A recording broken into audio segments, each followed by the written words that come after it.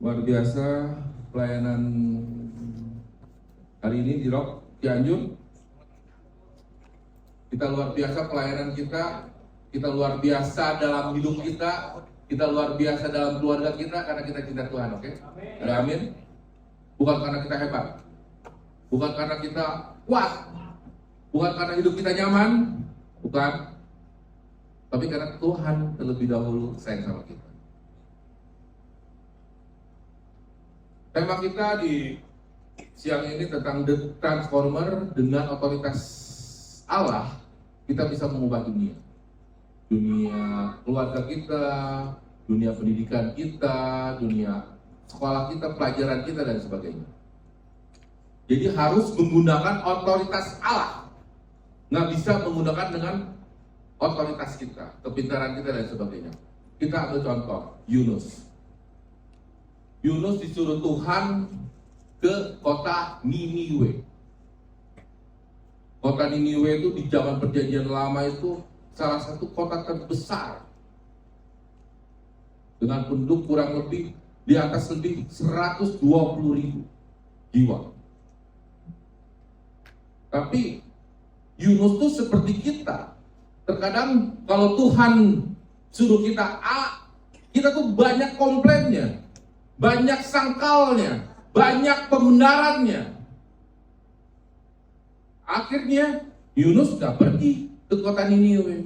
Yunus pergi ke kota yang bukan dituju oleh Tuhan, Inggris, melalui kota Yava. Dia udah lari itu dari Tuhan, dari jauh dari Tuhan. Terkadang kita begitu ya Bapak Ibu ya. Tanpa sadar Tuhan nyuruh kita A, kita lakukannya B karena menurut kita benar. Lupa tuh kita nanya sama Tuhan.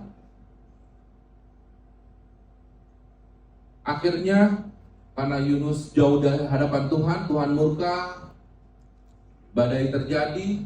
Seperti yang kita tahu, Yunus akhirnya diceburkan ke lautan, berdiam di ikan yang besar 3 hari 3 malam, berdoa. Singkat cerita, Tuhan mendengar doanya. Jadi Tuhan mendengar doanya dan Yunus akhirnya mau mempertobatkan kota Niniwe atas otoritas Tuhan. Jadi ya Bapak Ibu ya, atas otoritas Tuhan. Bukan karena kepintaran Yunus, bukan karena kehebatan Yunus, bukan. Daud menjadi raja karena otoritas Tuhan. Salomo menjadi raja karena otoritas Tuhan. Saya berdiri di depan Bapak Ibu sekarang ini bukan karena hebat saya, karena otoritas Tuhan. Kita belajar untuk supaya kesombongan dalam diri kita yang merasa ini hidup gue loh, gimana gue? Lu gak ngerti hidup gue. Tolong hilangkan. Kita anak Tuhan, berarti hidup kita gimana? Bos kita, bapak kita, bukan gimana kita. Jangan pembenaran hal-hal seperti itu. Cooking saya hobinya A, ya berarti gimana? Kalau hobi kamu menyenangkan Tuhan, ujungnya silakan. Pasti Tuhan disukakan. Tapi kalau hobi kita ujungnya mendukakan Tuhan, ya kita harus lepaskan. Ya, jadi hidup kita, kalau kita ingin mengubah keluarga kita, ingin mengubah pekerjaan kita, ingin mengubah ekonomi kita harus semuanya sama Tuhan, otoritasnya sama Tuhan. Pasti ada maksud tertentu di kehidupan kita mengalami lembah, kita mengalami proses, pasti ada maksud itu. Ya, jadi kita harus berubah sesuai otoritas Tuhan. Tuhan ingin kita serupa dan segambar dengan dirinya. Ya, kita harus berusaha dong. Sama ya, anak cinta sama orang tuanya.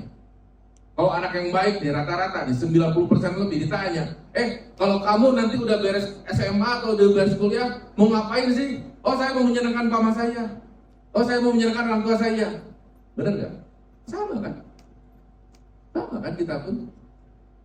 saya sudah masih memiliki orang tua. Tujuan Koking apa? Ya menyenangkan orang tua lah. Dulu saya mendukakan hati orang tua, sekarang tujuan saya menyenangkan hati orang tua. Kenapa? Karena pasti satu jalur tuh sama frekuensinya Tuhan. Kita nggak akan lari dari situ. Kita mencintai apa yang Tuhan cintai. Ada amin Bapak Ibu? Amin. Jadi jalurnya harus seperti itu ya. Mau sukses pun sama. Bukan otoritas kepintaran kita, oh saya pengen kaya raya nih. Dengan otoritas kepintaran, bukan. Dengan otoritas Tuhan. Buktinya apa Koking? Lah kita hidup. Tuhan rajin, sangat rajin sekali. Buktinya kita masih hidup. Buktinya kita masih dikasih akal pikiran. Buktinya kita masih bisa duduk nyaman di tempat ini. Coba, kalau kita udah nggak disayang sama Tuhan, gimana nasib kita? Jadi penting Bapak Ibu, bahwa kita tuh nggak usah mempertanyakan lagi tentang apa sih Tuhan tuh ada nggak di dalam hidup kita. Kita terima dong, kita yang undang Tuhan masuk ke dalam hidup kita. Jangan sombong kitanya. Kemarin saya pelayanan, puji Tuhan bukan jemaat sini, bukan jemaat Cipanas juga. Dia benar-benar mengotoritaskan uang. 3 jam pelayanan, 2 jam 45 menit bicaranya tentang uang. 2 jam 45 menit bicaranya tentang uang. Seakan-akan dia mengetahui semua isi firman Tuhan. Wah, gini. Nggak dikasih jeda sedikit juga, nyala aja nggak bisa. 2 jam 45 menit bicaranya tentang uang. Kalau you ada uang, boleh lah, saya pasti bahagia. Wah, betul. Diam aja terus aja, diam aja. Kok saya mau nanya nih, kata saya tuh, doa kamu tuh seperti apa, kata saya. Setiap harinya, kan katanya kenal Tuhan, kenal firman Tuhan. Doanya seperti apa? Oh, jadi gini, Bapak Ibu ya, meminta tuh boleh, cuman tahu diri lah kita udah diberkati sama Tuhan lebih, tapi kalau hidup kita meminta-minta terus itu kan nggak bagus, nggak pas. Sama ya Pak, seperti orang tua punya anak, anaknya minta kali-kali boleh dong, tapi kan orang tuanya juga ingin anaknya dewasa kan. Gitu ya Bapak Ibu ya, yang udah punya anak ya. Singkat cerita dia bilang doanya, saya doanya setiap hari minta uang yang banyak, minta kesehatan yang sempurna, tiap hari makan samcan. Doanya minta kesehatan yang sempurna, katanya ngerti firman, minta kesehatan, olahraga nggak suka, ya kan? Terus minta apa lagi? Pokoknya saya minta uang yang banyak supaya hidup saya nggak khawatir. Serius kok ini teh? Doanya begitu? Iya. Wah, kenapa gitu kan? Ya harusnya kehendak Tuhan yang terjadi, bukan kehendak kita doanya kalau kita sudah dewasa. Amin Bapak Ibu. Iya, kehendak Tuhan yang terjadi, bukan kehendak kita. Dulu juga saya berdoa seperti itu, istri saya supaya sabar dan sebagainya. Ternyata saya lupa, hidup saya itu menghakimi istri saya, menghakimi orang lain. Tapi saya lupa ngaca diri. Inginnya kehendak saya yang terjadi, inginnya kehendak saya yang terjadi di gereja juga kalau bisa sesuai dengan kehendak saya. Pendeta juga yang khotbah kalau bisa sesuai dengan keinginan saya. Banyak kayak kita ya. Dulu saya sering begitu tuh. Pak Ampi kata saya, ini khotbah pendetanya nggak bagus. Nggak ngangkat kata saya, nggak keren, kurang pengalaman mungkin atau kurang apa dan kurang apa. Kata Pak Ampi bilang, oh enggak, oh ini bagus kok, khotbahnya tulus baik. Enggak kata saya, jelek kata saya. Kalau bisa yang itu coret dong, jangan kerok Cianjur lagi. Ini serius Bapak Ibu, sampai segitunya, saking sombongnya saya. Dan setelah puji Tuhan, lama-kelamaan saya ngerti firman Tuhan. Wow, ternyata bukan pendetanya yang jelek, saya yang jelek. Kenapa? Karena saya sombong, Menganggap diri saya benar terus. Menganggap harus gereja ikut saya, teman saya ikut saya. Begitu. Jadi penting Bapak Ibu kita harus ikut otoritas Tuhan. Ini dia harus 3 ayat 16, karena begitu besar kasih Allah akan dunia ini sehingga ia telah mengeluarkan anaknya yang tunggal supaya setiap orang yang percaya kepadanya tidak binasa melainkan beroleh hidup yang kekal. Ini penting Bapak Ibu. Ini ayat yang mungkin sudah 1000 kali, 2000 kali kita dengar, tapi terkadang kita kurang menghargainya. Sangat kurang menghargainya. Sekarang saya tanya ke Bapak Ibu, kalau kita punya anak atau kita punya uang sisa 100.000, kita beri nggak ke orang lain semua? Belum tentu.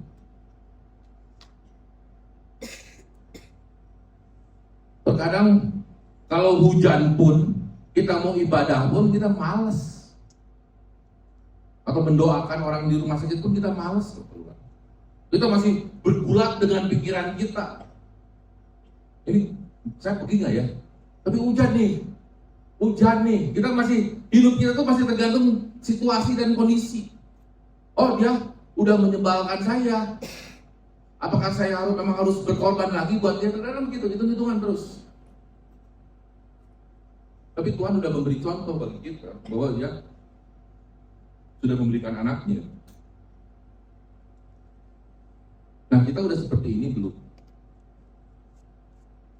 Kita udah berkorban belum? Di Yesus tuh kita belajar kasih. Di Yesus tuh kita belajar pengampunan. Di Yesus tuh kita belajar pengorbanan. Di Yesus tuh kita belajar keadilan, kebijaksanaan, kerajinan. Mengerti isi hati sesama. Itu belajar di Yesus kita semua.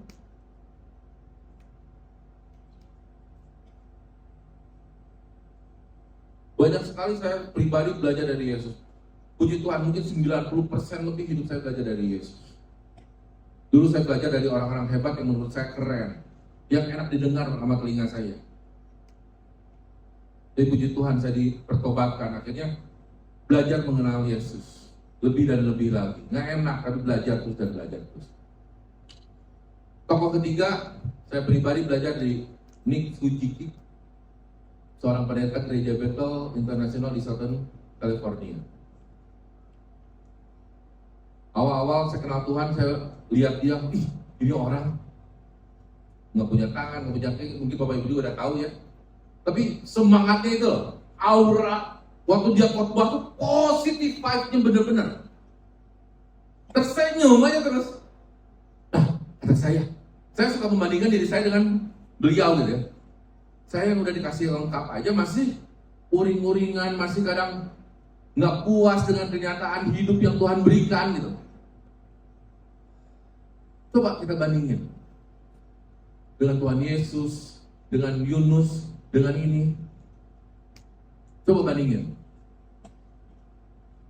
Apakah kita akan memiliki respon yang sama seperti Mr. Nick ini? Belum tentu Bapak Ibu. Dia pasti bukan karena kuat gagah dia, karena dia sempat mau bunuh diri kan.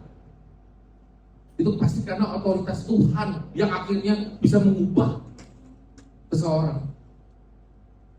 Jadi Tuhan tuh bukan sesuatu yang nggak mungkin Bapak Ibu. Pasti mungkin, ada amin. Selama kita tahan dengan prosesnya. Setiap ada proses datang kita terima sebagai oke, ini proses yang untuk mendewasakan kita. Jangan kita hindari proses itu. Kita hadapi. Jangan kita lompati, jangan kita malah lari. Kita hadapi. Gentleman kita. Oke? Itu 3 tokoh yang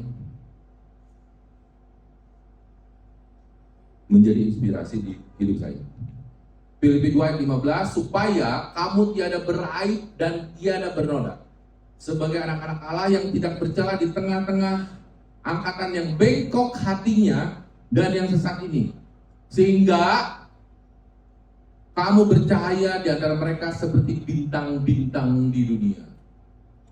Dulu saya nggak peduli hidup mau bercahaya atau remang-remang atau apapun, karena pikir saya kebaikan yang udah kita lakukan tuh, yang udah saya lakukan tuh udah cukup keren lah. Terkadang kita merasa gitu ya, terkadang kebaikan kita tuh kita takar loh.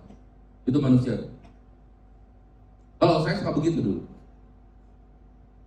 Kita tuh takar tuh kebaikan yang kita lakukan tuh. Kita lihat apakah feedback dari orang lain tuh begitu. Sama nggak nih sama feedback kita?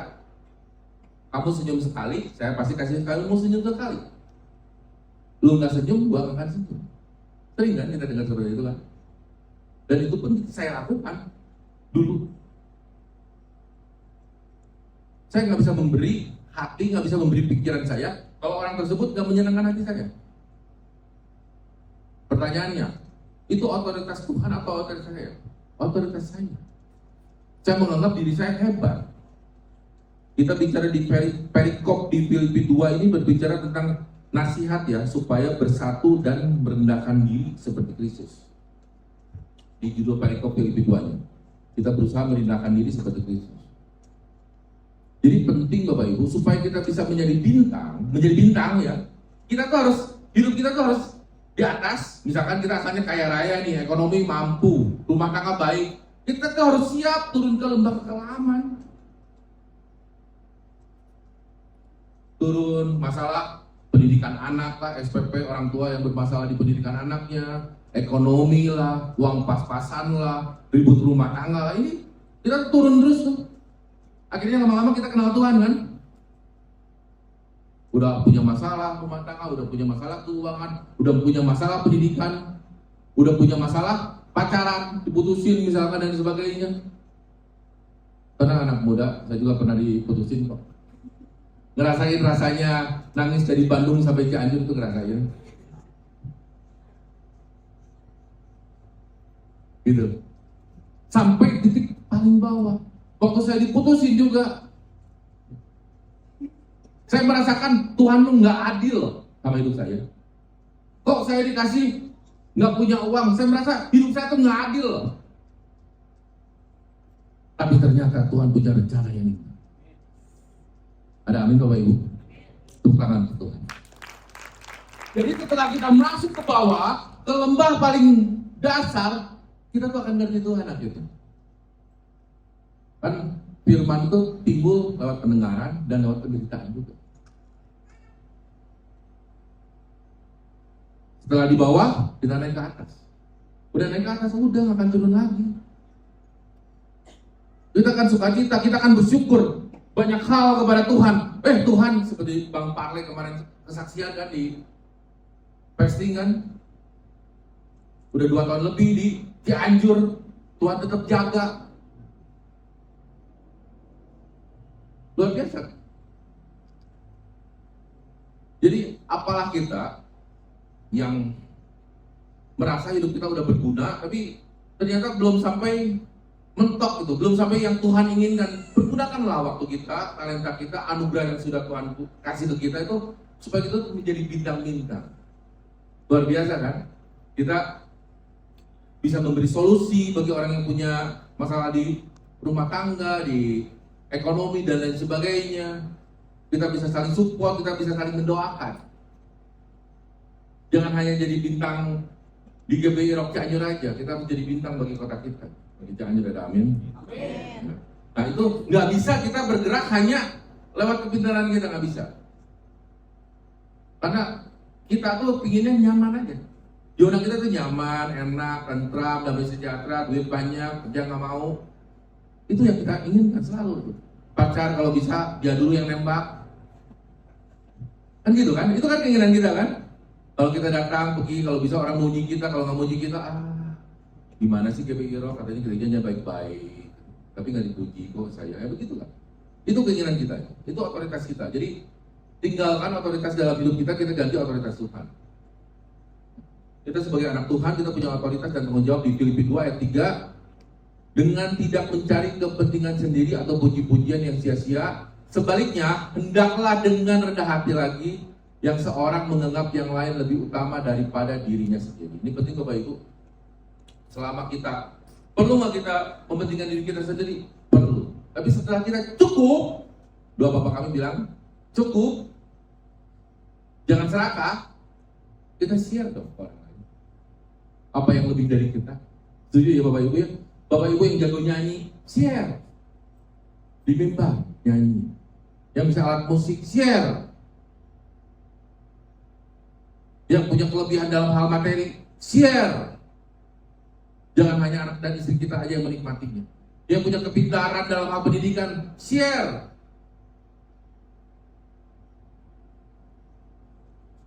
Yang punya hal-hal lain yang luar biasa di dalam diri kita yang orang lain nggak punya, share. Jadi penting Bapak Ibu untuk kita serupa dengan Kristus itu kita harus juga mengupgrade diri kita supaya kitanya nggak menjadi sombong sehingga kita bisa menjadi berkat bagi orang lain. Karena ini akan luar biasa ya efeknya ya. Kalau kita ngerti jam-jam yang Tuhan kasih dalam hidup kita dan kita memperlakukan jam yang udah Tuhan kasih kepada kita itu dengan maksimal, itu efeknya luar biasa.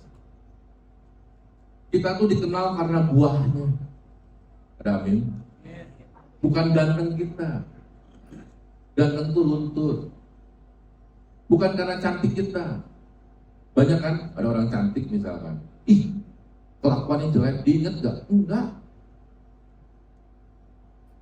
Yang diingat apa? Buahnya. Setuju? Yesus yang diingat apa? Buahnya. Presiden Soekarno yang diingat apa? Buahnya. Presiden Soeharto yang diingat apa? Buahnya. Presiden Jokowi yang diingat apa? Buahnya. Orang mungkin banyak juga yang nggak tahu Presiden Jokowi dari mana dan sebagainya, tapi orang tahu buahnya. Nah ini penting Bapak Ibu. Jangan kita menganggap diri kita benar, hebat dan sebagainya. Kita berbuah aja supaya orang lain bisa belajar dari kita. Oh ini loh anak-anak Tuhan tuh sudah berbuah. Orang seneng loh kalau kita berbuah tuh, orang yang jauh pun, yang gak kenal pun lihat kok perbuatan kita. Dan orang itu gak akan nggak akan mencibir kita. Enggak, kenapa? Karena kita sudah ada buahnya di situ. Nggak bisa memberi orang bilang, oh ini, enggak. Karena kita sudah berbuah di bidang itu. Buah bukan bicara tentang materi aja ya. Buah berbicara tentang segala hal yang kita ikuti secara aktif, apapun itu. Ih, si kok ini keren ih. Misalkan ya. Saya lihat Kohari misalnya. Fasting nih setiap minggu nih. Kohari nggak berdoa loh. Nggak jadi pembicara juga lagi. Datang tapi setiap minggu. Terus terang, saya yang gak datang setiap minggu, saya ngelihat Kohari yang datang setiap minggu, itu udah jadi teladan. Malu saya. Kalau saya ya.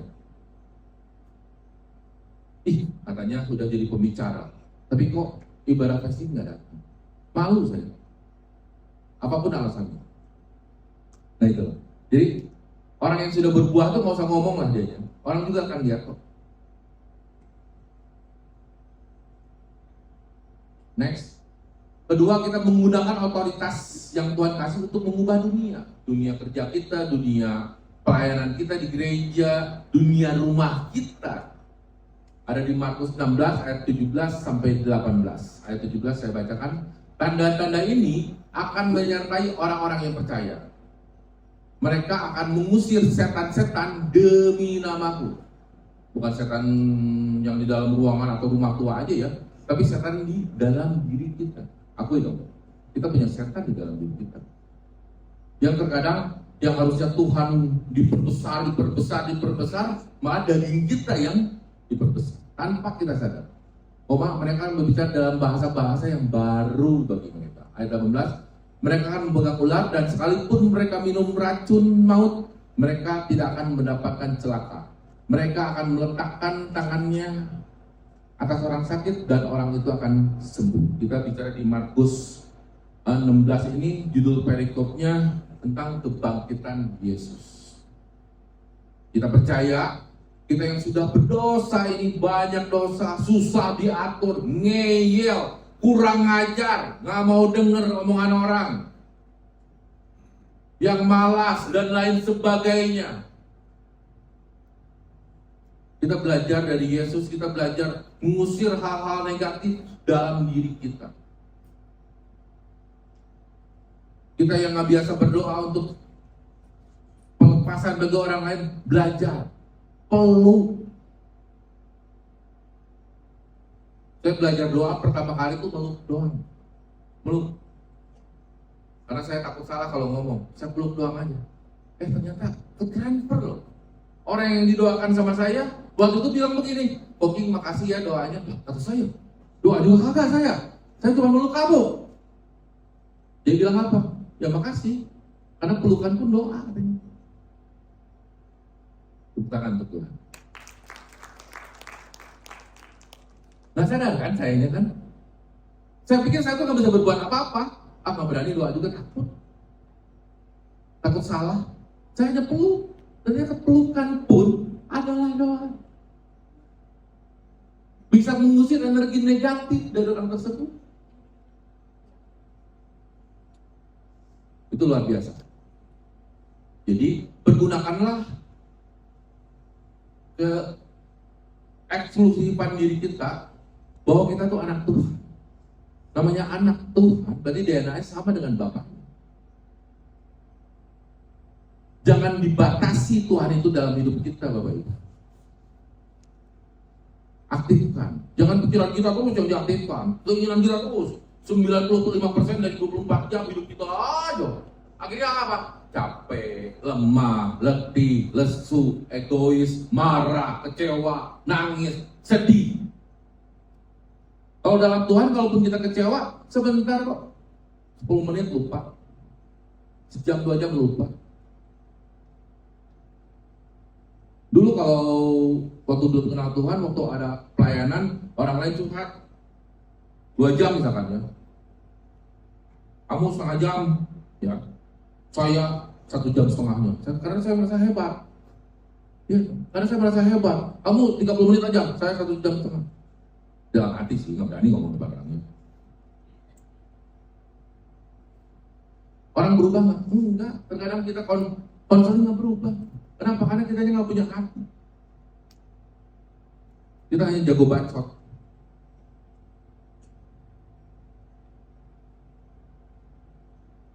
Yesus punya hati, sehingga kita mengerti arah Yesus seperti apa. Ada amin ya.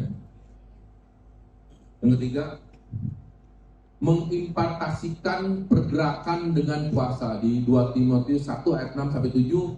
Ayat 6 saya bacakan, karena itulah kuperingatkan engkau untuk mengobarkan karunia Allah yang ada padamu oleh penumpangan tanganku atasmu.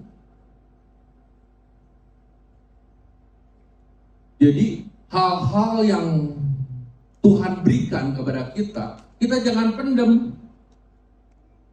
Contoh, kita sayang istri kita sayang anak kita. Jangan, malu sama istri kedoain, malu doa ke suami. Lah suami kita atau istri kita kan bukan dukun. Dia ngerti isi hati kita kan? Nggak, mungkin ngerti sebagian tapi nggak semua kan? Ya kitanya dong, harus mendemonstrasikan rasa sayang kita tuh seperti apa. Dulu saya nggak suka mendoakan kamu, sekarang saya mendoakan kamu ya. Dulu saya nggak suka meluk kamu, sekarang saya meluk kamu ya setiap hari. Dulu saya nggak pernah berdoa untuk orang sakit, sekarang saya belajar berdoa untuk orang sakit. Orang tuh mesti tahu, orang tuh mesti lihat apa yang kita lakukan. Tapi bukan untuk kesombongan, untuk kemuliaan Tuhan. Sikap hati kita untuk kemuliaan Tuhan.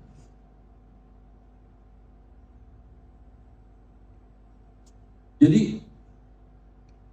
hal-hal seperti itu kita berusaha harus bisa kita lakukan ya Bapak Ibu ya. Jadi kuasa yang ada Tuhan di dalam diri kita harus kita gunakan secara maksimal. Jangan dipendam. Ayat 7, sebab Allah memberikan kepada kita bukan roh ketakutan. Jadi kalau Bapak Ibu masih ada di sini yang banyak ketakutan akan masa depan, akan isi dompet, akan anak kita mau jadi apa, akan gimana nanti kalau kita menikah, banyak ya, masa depan dan sebagainya. Percayalah bahwa roh-roh ketakutan itu dari iblis, dari pikiran-pikiran kita. Kenapa? Karena kita kasih makan daging terus. Daging kita aja disenangkan. Yesusnya dikecilin. Harusnya Yesusnya tingginya semeter 80, setinggi saya semeter 80 misalkan, Yesusnya dikecilin jadi 10 cm, semeter 70-nya daging terus. Ego kita, keinginan kita yang membuat kita happy, teman pun yang membuat kita happy. Kalau yang nggak membuat happy, aduh, kita nggak cocok. Makanan pun yang kita suka, oh kita sukanya gorengan terus saja. Dan akhirnya kita obesitas.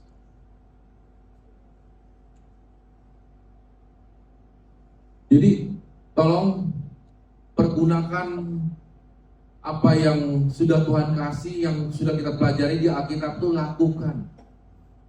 Tuhan tuh kasih ide-ide ke kita tuh luar biasa loh. Hikmat-hikmat tuh yang luar biasa loh. Jadi kalau ada ketakutan, kecemasan, dan lain sebagainya yang membuat mendukakan Tuhan, itu pasti bukan dari Tuhan. Kita yang undang, kita yang ngasih makan daging kita.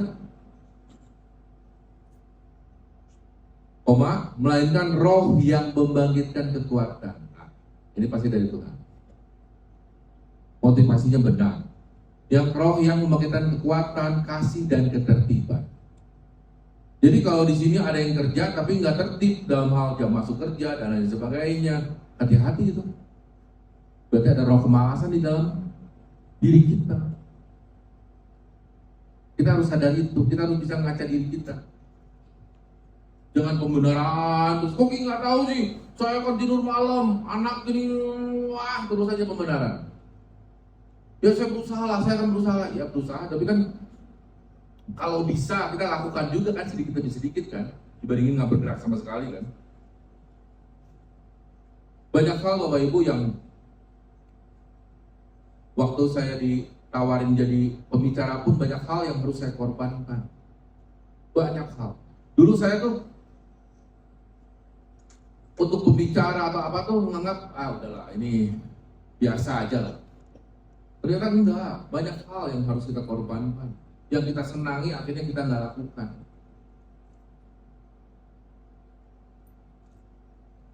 Banyak hal. Jadi penting ya kita mendemonstrasikan pergerakan dengan kuasa. Perubahan bisa kita lakukan kalau kita dalam otoritas Tuhan, kita punya otoritas dan tanggung jawab. Yang kedua, kita menggunakan otoritas untuk mengubah dunia. Ada amin Bapak Ibu ya? Jadi kalau kita ingin mengubah, kita harus ikuti cara Tuhan, bukan cara kita. Pemusik silakan. Yang ketiga, kita bisa mengimpakasikan pergerakan dengan kuasa. Kita bisa mendemonstrasikan pergerakan dengan kuasa. Hidup dalam Tuhan Bapak Ibu, percayalah, hidup itu nyaman, sukacita, luar biasa, hikmat, kebijaksanaan, damai sejahtera, itu kita akan ngerti. Kalau Bapak Ibu tanya, nikmat mana kok dengan punya uang banyak? Jauh sekali. Jauh sekali. Nikmat mana dengan menginap di hotel mewah? Jauh sekali. Nikmat mana dengan punya teman yang 1000 orang? Jauh sekali. Kita punya Tuhan satu, itu mengalahkan segalanya. Ada amin. Percayalah, dengan hidup kita hanya berotoritas sama Tuhan, hidup kita akan jauh lebih berkembang, jauh lebih bisa menjadi leader ke depannya. Terkadang kan kita suka lihat ya, ada orang menjadi leader nih. Kita ingin menjadi seperti itu. Gimana caranya? Kita ikuti otoritas Tuhan. Percuma kok kita mempertontonkan kehebatan kita mempertontonkan kepintaran kita. Terkadang bukan itu yang dilihat oleh otoritas yang lain. Tapi yang dilihat apa? Ketaatan kita, kerendahan hati kita, penyerahan diri kita, rasa bersyukur kita. Itu saya pernah tanya ke Pak Bob. Pak Bob, syarat kita menjadi leader apa? Itu rendah hati. Saya nggak perlu orang jago ngomong. Yang saya perlu orang yang bicara dalam hatinya Tuhan. Karena itu yang akan membuat kita menjadi berkembang. Itu yang membuat kita bertumbuh dan berbuah.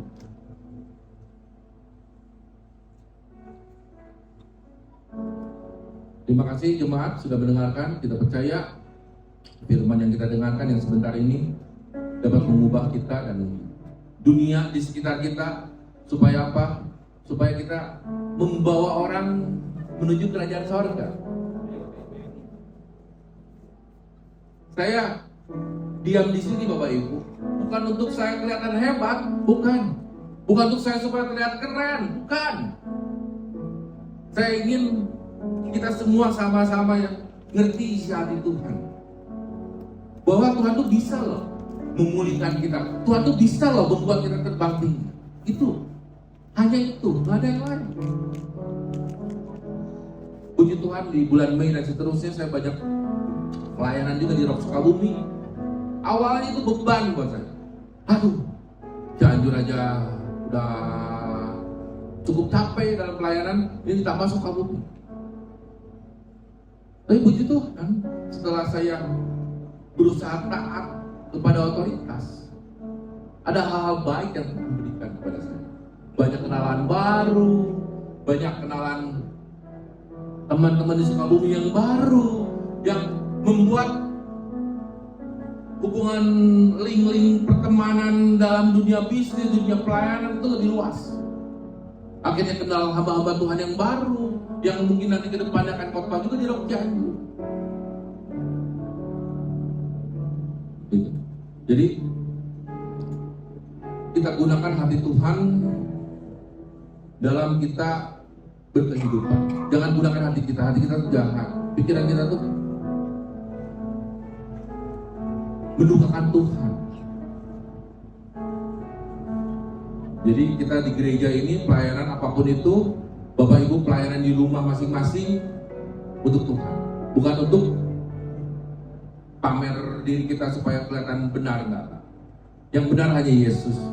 Yang khotbah depan Bapak Ibu juga masih berdosa, masih berjuang untuk menjadi sempurna. Ada amin Bapak Ibu. Yuk, mari kita sama-sama di Rock Cianjur ini bergandengan tangan, tukar pikiran. Gak ada yang lebih hebat, gak ada yang lebih jago. Tukar pikiran supaya apa? Supaya kita menjadi lebih cepat untuk menjadi serupa dengan Kristusnya. Supaya kita dalam hal rohani, ekonomi, dan lain sebagainya mengajarkan anak-anak kita tuh keserupaan dengan Kristus, bukan keserupaan dengan dunia. Karena dunia tuh nggak akan lama Bapak Ibu. Kita kasih anak kita uang berlebih, kita kasih kenyamanan berlebih, anak itu akan obesitas. Bukan dalam hal gemuk ya, obesitas dalam hal lainnya. Susah dewasa dan lain sebagainya. Kenapa? Karena kita ngajarin dunia, kita ngajarin bukan karakter Tuhan, tapi karakter dunia kita ajarkan. Ingat ya, apa yang kita tuai, apa yang kita tanam, jadinya yang kita tanam kesombongan kepada anak kita, ya pasti anak kita akan sombong. Nggak ada istilah kita tanam kesombongan, jadinya kebaikan, nggak ada. Apa yang kita tanam anak kita kenyamanan, ya pasti anak kita pengen nyaman.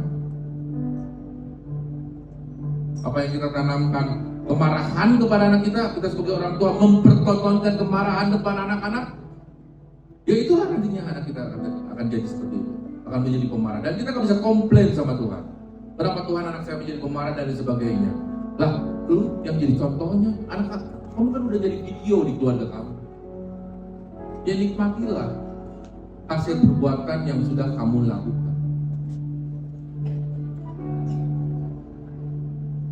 Terima kasih Bapak Ibu yang sudah mendengar firman. Saya percaya firman ini bisa kita lakukan supaya keluarga dan sesama di sekitar kita menjadi berkat, dapat menjadi berkat untuk kita. Terima kasih.